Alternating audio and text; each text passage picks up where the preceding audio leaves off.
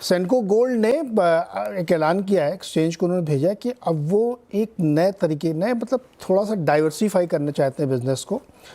उसमें जो lab grown diamond है उसकी ज्वेलरी और उसके साथ साथ परफ्यूम, लेदर, नॉन लेदर, ये सारे मतलब तरीके के गिफ्ट आइटम्स वगैरह का बिजनेस शुरू करेंगे। इसके लिए एक कंपनी बना ली गई।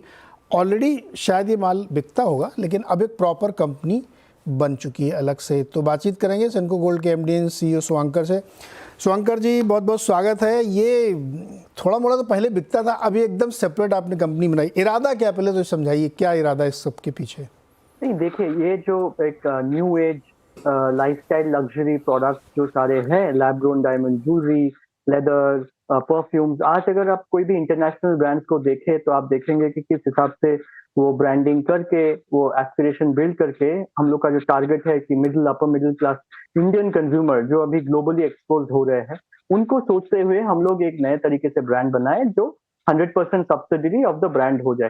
तो अभी ऑलरेडी हम लोग जैसे 4-5 स्टोर्स में पायलट प्रोजेक्ट करके lab grown diamond jewellery, leather, accessories launch कर चुके हैं। परफ्यूम का अभी R&D लेवल में है, सून हम लोग लॉन्च कर लेंगे।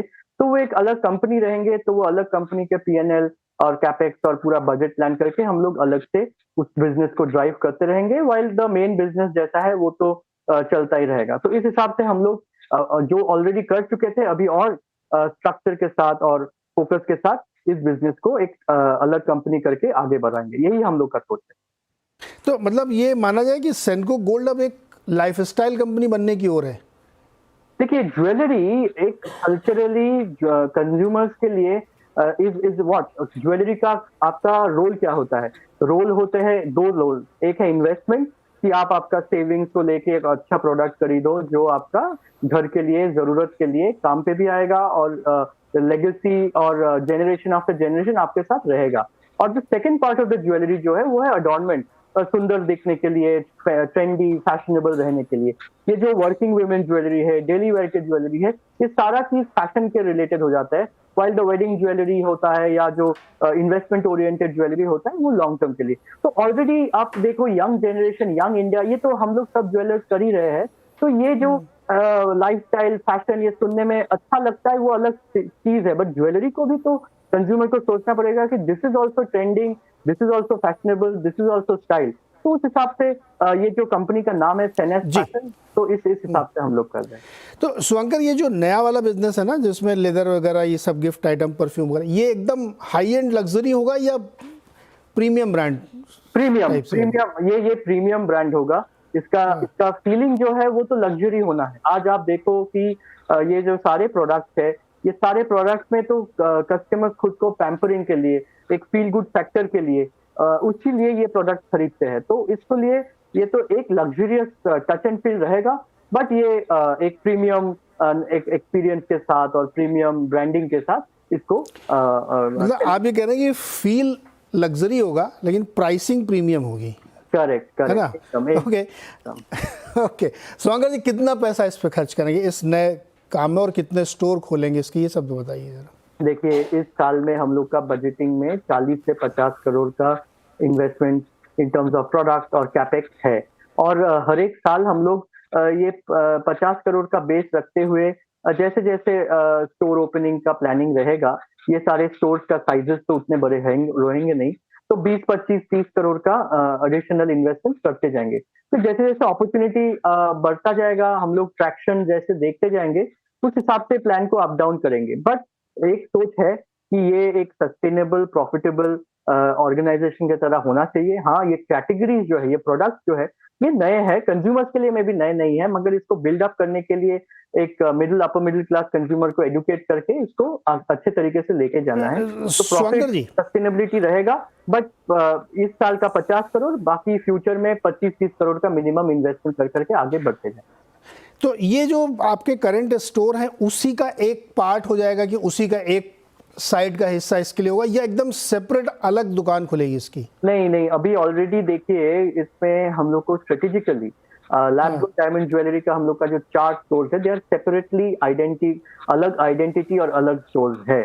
और ये जो बाकी जो प्रोडक्ट है, परफ्यूम जो रहेंगे या लेदर एक्सेसरीज जो रहेंगे उसका ऑलरेडी अपना एग्जिस्टिंग स्टोर, जहाँ पे स्टोर का साइज बहुत बड़ा है, how do you ensure that वो फ्लोर स्पेस अच्छे तरीके से कवर होता है, तो उसमें हम लोग लेदर एक्सेसरीज या परफ्यूम्स रखना चालू करेंगे। But lab grown diamond jewellery जहाँ पे रहेगा वो एक सेपरेट आइडेंटिटी का स्टोर रहेगा, अलग से रहेगा। ओके, लैब डायमंड वाला एकदम लग रहा है, लेदर वाला उसी का एक पार्ट है। हाँ, क्योंकि आप नया ग्राहक ढूंढ क्यों लेंगे?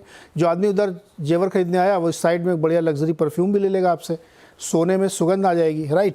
अब ये मुझे बताइए सर कि ये जो एसेसरीज वाला बिजनेस है ना, इसमें बहुत प्रीमियम में अगर आप जाएंगे लग्जरी में तब तो बढ़िया मार्जिन बनते हैं, लेकिन अगर आप मास सेगमेंट के लिए रखेंगे कि चलो एक बेल्ट खरीदनी है 1000-1200 रुपये वाली या परफ्यूम तो 2500 पर, उसमें तो बहुत मार्जिन नहीं बनेगी। हाँ, उसमें भी आपका मार्जिन हम लोग 25-30% मार्जिन में काम करने का है। तो आप अगर देखो तो आज कोई भी डायमंड ज्वेलरी भी बोलिए तो उसमें भी 20-25%, 30% का मार्जिन रहता है। तो उस हिसाब से ये सारे प्रोडक्ट में ऑन ए कंजर्वेटिव लेवल 20-25-30% ही रहेंगे, क्योंकि आफ्टर ऑल ये सारे नए प्रोडक्ट लॉन्च किए जाएंगे। हम लोग चाहेंगे कि कस्टमर्स इसको यूज करे, इसको ट्राई करे, इसका इसका मतलब लॉयल कस्टमर्स तो है ही, मगर ये नया प्रोडक्ट के लिए भी उनको लॉयल्टी बिल्डअप करना है। तो इस हिसाब से वैसे ही एक मार्जिन रख के काम करना है। Shankar ji, non jewellery business से कितना रेवेन्यू एक्सपेक्ट कर रहे हैं आप साल 2 साल में, जिसमें लैब ग्रोन वाला भी आप साइड कर दीजिए, केवल नॉन ज्वेलरी वाला जो है? नहीं, अगर खाली आप नॉन ज्वेलरी देखें 1-2 साल में इट विल ग्रो ग्रेजुअली। आपका ज्वेलरी का अपना जो टर्नओवर है, लास्ट ईयर हम लोग का देखिए 5,400 करोड़ का टर्नओवर था। इस साल में हम लोग अच्छा से 20% ग्रोथ का बात कर रहे हैं, तो वो तो ज्वेलरी में एक वैल्यू अपना ग्रोथ का बढ़ता ही जाएगा। उस कंपैरिजन में आप अगर नॉन ज्वेलरी देखिए तो 1-2 साल में इसका टर्नओवर आपका 1 से 2% ही रहेंगे। मगर हम लोग का अगर थोड़ा लॉन्ग टर्म व्यू से चले कि 5 साल, 6 साल, 7 साल में, तो हम लोग का इच्छा यही है कि with the changing consumer trend इसका एक overall with lab grown also, lab grown को आप अगर अलग कर दे, लैब ग्रोन के लिए 2-3% का एक रहेगा और नॉन ज्वेलरी के लिए 2% ही रहेंगे।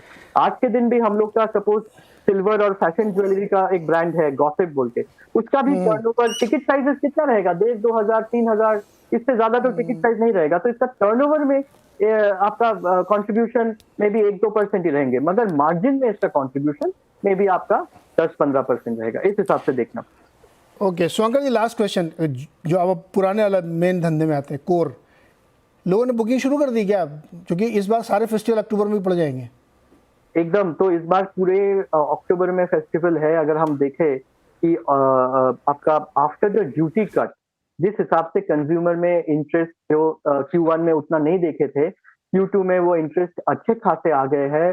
ऑलरेडी स्टोर्स में फुटफॉल्स बढ़ चुका है, लोगों को सामने वेडिंग सीजन के लिए भी बाइंग वो लोग करना चालू कर दिए, और खुद के लिए भी जो भी पैसा सेविंग्स करके रखे हैं वो भी थोड़े बहुत वो लोग बाइंग करना चालू कर दिए। तो जिस हिसाब से Q1 में हम लोग का 7.5% का ग्रोथ खाली देखे थे, ऑलरेडी अगस्त खत्म हो गया है, हम लोग का ग्रोथ लास्ट ईयर के तुलना में 15% के ऊपर चला गया। तो आप सोच सकते हो कि Q2 में ये 2 महीने में अच्छा खासा ग्रोथ हो रहा है।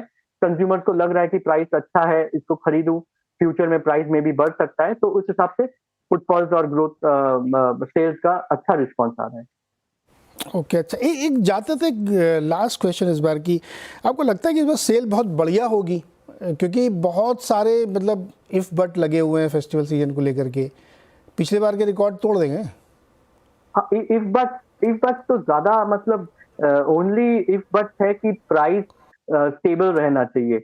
अगर प्राइस सडनली बहुत कुछ जंप हो गया तो लोगों का मन में, कुछ लोगों के मन में एक डैम्पनर काम कर जाता है। नहीं तो जिस हिसाब से अभी लास्ट 2 महीने सेल्स देख रहे हैं और जिस हिसाब से प्रेपरेशन है, I think that festive season सब हम लोग के लिए नहीं, पूरा इंडस्ट्री के लिए बहुत ही अच्छा ही होगा। ऑलरेडी अच्छा हो रहा है, सप्लाई चेन में माल जितना जरूरत है उतना माल टाइम से मैन्युफैक्चर करके सप्लाई करना ही एक अच्छा चैलेंज के साथ हम लोग काम करते हैं। बहुत अच्छा सर। क्रिसिल की एक रिपोर्ट भी आई है, वो ये कहती है कि इस साल ज्वेलरी की जो सेल है ना, वो एवरेज 14-15% के बजाय 22-23% रहनी चाहिए, बिकॉज ड्यूटी बहुत कम हुई है, तो उसकी वजह से खरीदें। कंडीशन अप्लाई ये है कि सोना बढ़ना नहीं चाहिए। अगर वो फेड रेट काट देगा और सोना भाग गया तो थोड़ी दिक्कत हो सकती है। शंकर सर, बहुत बहुत शुक्रिया हमारे साथ जुड़ने के लिए, और नए बिजनेस, नए वेंचर के लिए बहुत शुभकामनाएं आपको। तो सेनको गोल्ड एक नए तरीके के बिजनेस में उतरने की अब फुल फ्लेजेड कोशिश कर रहे हैं और एक बड़े बड़े जिसको कहते हैं ना बड़ी कंपनी बनेंगी जिसमें अलग अलग डाइवर्सिफाई बिजनेस होंगे लग्जरी के, क्योंकि गोल्ड इज सेल्फ है लग्जरी। इस समय 2.5% ऊपर सेंको 1220 पे ट्रेड कर रहा है। छोटा सा ब्रेक, मार्केट अपडेट उसके बाद।